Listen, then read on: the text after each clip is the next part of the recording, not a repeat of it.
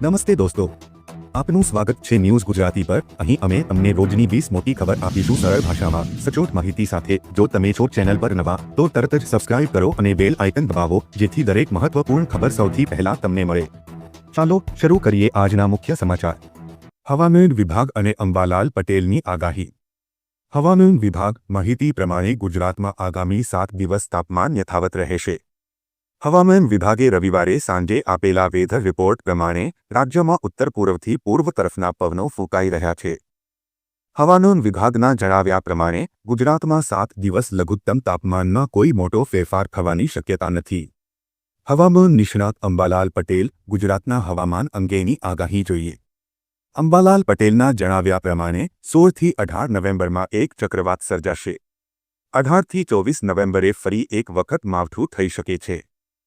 બંગાળના ઉપસાગરમાં ચક્રવાત સર્જાઈ શકે છે, જ્યારે 18 થી 20 નવેમ્બર દરમિયાન ચક્રવાતની અસર રહેશે। આ સાથે જ એક વેસ્ટર્ન ડિસ્ટર્બન્સ પણ આવવાની શક્યતા છે। 18 થી 24 દરમિયાન વાતાવરણમાં પલટો આવી શકે છે, જ્યારે 15 ડિસેમ્બર સુધીમાં વેસ્ટર્ન ડિસ્ટર્બન્સના કારણે કમોસમી વરસાદની શક્યતા રહેશે। 16 ડિસેમ્બર સુધીમાં માવઠું થવાની શક્યતાઓ રહેશે।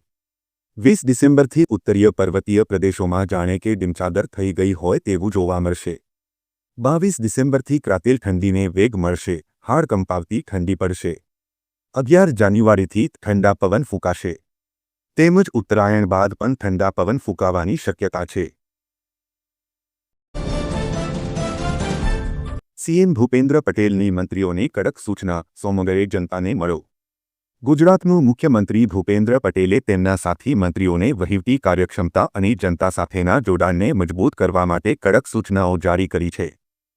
મુખ્યમંત્રીએ મંત્રીઓને આદેશ આપ્યો છે કે સોમવાર અને મંગળવારના દિવસો દરમિયાન કોઈ બેઠકો ન બોલાવવી અને તે દિવસો ખાસ કરીને જનતા અને જનતાના પ્રતિનિધિઓને મળવા માટે ફાળવવા। આ ઉપરાંત તમામ પ્રભારી મંત્રીઓને 30 નવેમ્બર સુધીમાં તેમના પ્રભારી જિલ્લાઓમાં વહીવટી પ્રશાસન સાથે બેઠક યોજીને પ્રજાલક્ષી પ્રોજેક્ટ્સની સમીક્ષા કરવા અને ખાસ કરીને રોડ રસ્તાઓની ગુણવત્તા ચકાસીને અહેવાલ સુપ્રત કરવાનો આદેશ આપવામાં આવ્યો છે।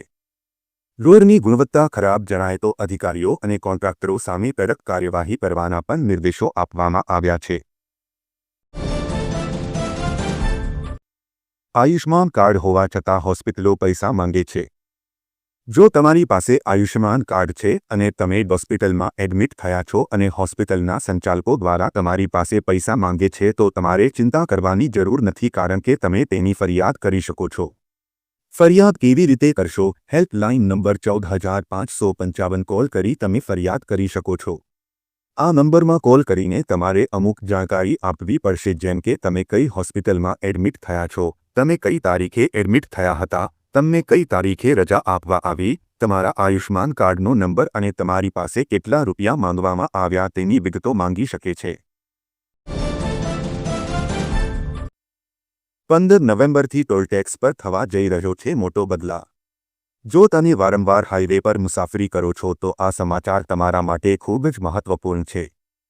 15 નવેમ્બર 2025થી ટોલ પ્લાઝા પર એક નવો નિયમ લાગુ કરવામાં આવશે, જેની સીધી અસર તમારા ખિસ્સા પર પડશે। જો તમારા વાહનમાં ફાસ્ટેગ નથી અથવા ટેગ નિષ્ફળ જાય છે તો તમારે ભારે દંડનો સામનો કરવો પડી શકે છે। જો કે સરકારે ડિજિટલ ચૂકવણી કરનારાઓ માટે નોંધપાત્ર છૂટની જાહેરાત કરી છે। નવો નિયમ શું છે? કેન્દ્ર સરકારે national highway fee determination of rates and collection નિયમો 2008માં સુધારો કર્યો છે, જે નવા નિયમને લાગુ કરે છે। આ નિયમ હેઠળ જો કોઈ ડ્રાઈવર માન્ય ફાસ્ટેગ વગર ટોલ પ્લાઝામાં પ્રવેશ કરે છે અને રોકડથી ચૂકવણી કરે છે તો તેમની પાસેથી ડબલ ટોલ ફી વસૂલવામાં આવશે। જો કે જો તે જ ડ્રાઈવર યુપીઆઈ અથવા ડિજિટલ માધ્યમનો ઉપયોગ કરીને ચૂકવણી કરે છે તો તેમને ટોલ ફીના ફક્ત 1.25 ગણા ચૂકવવા પડશે। પરિણામે ડ્રાઈવરો હવે રોકડ કરતાં ડિજિટલ ચૂકવણીથી ચૂકવશે। આધાર સાથે લિંક મોબાઈલ નંબર બંધ હોય તો નવો નંબર કેવી રીતે બદલશો? હાલ મોબાઈલ નંબર અને આધાર કાર્ડ નંબર જીવનનો મુખ્ય ભાગ બની ગયા છે। માણસની ઓળખના પુરાવા તરીકે ભારતમાં આધાર પ્રચલિત છે।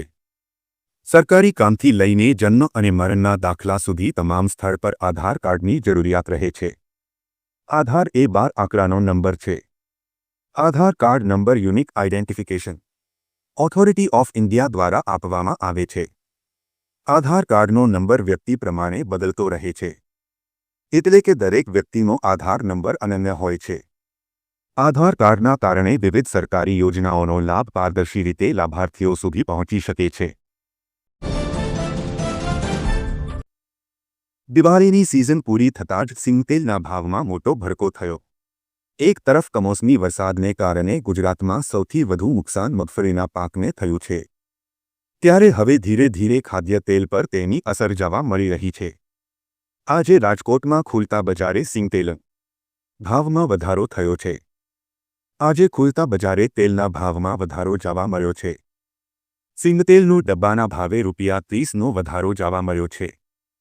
સિંગતેલનો છેલ્લા 5 દિવસમાં ₹60નો ભાવ વધારો થયો છે. સિંગતેલને ડબ્બાનો ભાવ ₹2450 હતા, જે ₹2510 પર પહોંચ્યો છે. આવનારા દિવસોમાં ભાવ હજુ પણ વધે તેવી પૂરી શક્યતા છે. ખાદ્યતેલનું વિક્રેતાઓનું કહેવું છે કે ચોક્કસ દિવાળી બાદથી ખાદ્યતેલના ભાવમાં વધારો જોવા મળી રહ્યો છે. દીકરીના લગ્ન સમયે સરકાર કરે છે ₹12,000ની સહાય. ગરીબ પરિવારની દીકરીઓ માટે ગુજરાત સરકારે કુંવરબાઈનું મામેરું યોજના શરૂ કરી છે, જેમાં દીકરીઓના લગ્ન સમયે આર્થિક સહાય કરવામાં આવે છે. ત્યારે આ સહાય વિશેની માહિતી જાણી લો. ગુજરાત રાજ્યમાં ગરીબ પરિવારોની દીકરીઓના કલ્યાણ માટે અને આર્થિક રીતે મદદરૂપ થવાના ઉદ્દેશ સાથે કુંવરબાઈનું મામેરું યોજના ઘણા સમયથી કાર્યરત છે. ભાગ્યા શું છે કુંવરબાઈનું મામેરું યોજના? આ સરકારી યોજના લગ્ન કરવા જઈ રહેલી દીકરીઓ માટે છે. ગરીબ પરિવારની દીકરીના લગ્ન માટે આર્થિક રીતે સહાય કરવા માટે તેમને કુંવરબાઈનું મામેરું યોજના અંતર્ગત ₹12,000 આપવામાં આવે છે. આ રૂપિયા સીધા તેમના ખાતામાં જમા થાય છે. નબળા વર્ગની દીકરીઓને આ પ્રકારની સહાય કરવામાં આવે છે. ઓવી મળી શકે છે સહાય. કુંવરબાઈનું મામેરું યોજના SC વર્ગની કન્યાઓને, OBC વર્ગની દીકરીઓને તથા આર્થિક રીતે નબળા પરિવારોની દીકરીઓના લગ્ન કર્યા પછી લાભ આપવામાં આવે છે. બંગાળની ખાડીમાં વાવાઝોડું ખતરો. હવામાન નિષ્ણાંત અંબાલાલ પટેલે આગાહી કરતા કહ્યું કે 18 નવેમ્બરથી ઉપસાગરમાં હળવું દબાણ ઊભું થશે. 23 નવેમ્બર સુધીમાં ભારે ચક્રવાત બની શકે. ચક્રવાતને કારણે ફરી રાજ્યમાં માવઠા જેવું વાતાવરણ થશે. તેમણે આગાહી કરતા કહ્યું કે 23થી 26 નવેમ્બર સુધી માવઠું પડી શકે છે. ખાસ કરીને દક્ષિણ ગુજરાત, ઉત્તર ગુજરાત તથા મધ્ય ગુજરાતના કેટલાક ભાગોમાં કમોસમી વરસાદ પડવાની શક્યતા છે.